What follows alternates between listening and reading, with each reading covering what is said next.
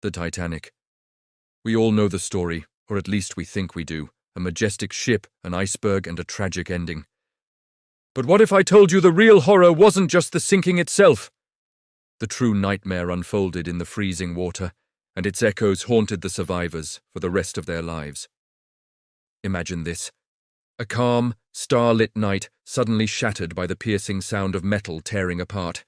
Panic erupts, but the ship's sinking was slow, agonizingly slow. For over 2 hours, passengers faced impossible choices.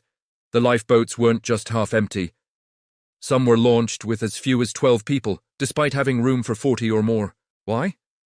A combination of chaos, poor training, and a terrible misunderstanding that the boats might buckle if fully loaded.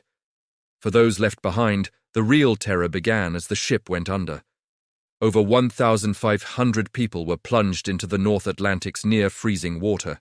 The sound they made, a collective cry for help that carried across the dark ocean, was described by survivors in the lifeboats as something that would haunt their dreams forever.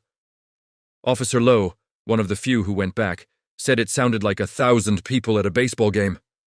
But soon, that sound faded into an eerie silence. The rescue ship, Carpathia, arrived hours later, but what they found was a scene of devastation. Survivors, numb with cold and shock, were pulled aboard. Many had lost everyone they loved. Second-class survivor Lawrence Beasley later wrote that the stillness of the night was broken by nothing but the cries of those in the water, cries that eventually stopped, one by one. This wasn't just a maritime accident. It was a profound human tragedy filled with what-ifs and heartbreaking realities. The stories of the survivors reveal a much deeper, more terrifying truth than any movie can show. These weren't just facts in a history book. They were nightmares people had to live with every single day. Thanks for watching. If you found this story compelling, don't forget to like and subscribe for more deep dives into history.